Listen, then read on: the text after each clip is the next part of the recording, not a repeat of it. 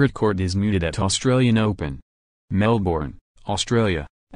Marriage equality proponents draped themselves in rainbow flags at Margaret Court Arena on the first day of the Australian Open to protest tennis great Margaret Court's controversial views on gay marriage and the broader lesbian, gay, bisexual and transgender community.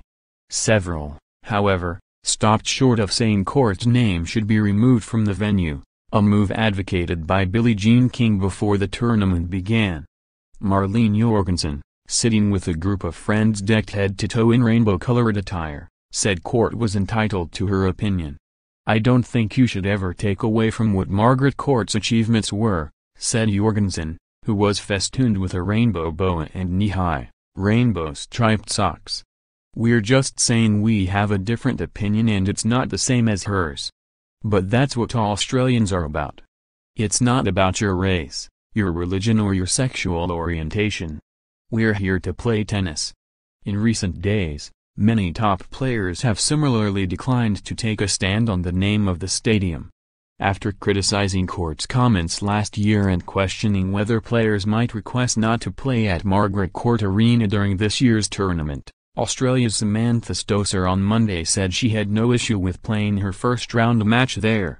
"I think that happened, 6 months ago now. Everyone said what they said," said former U.S. Open champion Stosur, who had a match point before losing to Monica Puig. "But, I'll play on the court.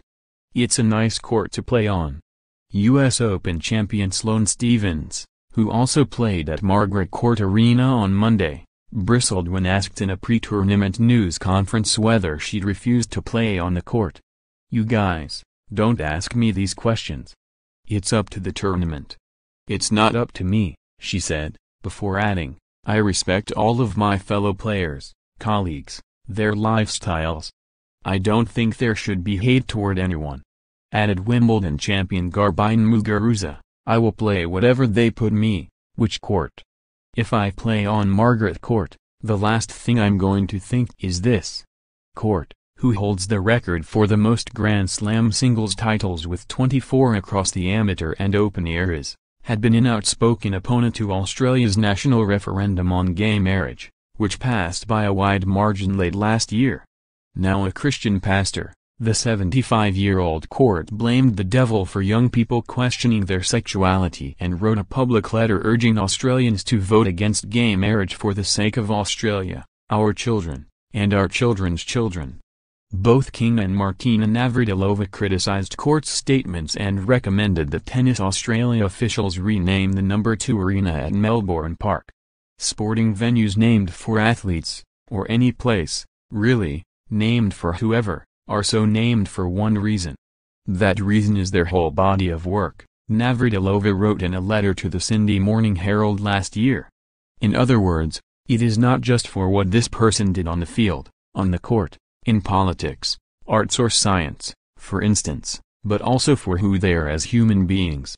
At a news conference at Melbourne Park last Friday, King said if she was still competing, she wouldn't play on the court. "I was fine until lately when she said so many derogatory things about my community," said King, who, like Navratilova, is gay. "I personally don't think she should have her name on the stadium anymore."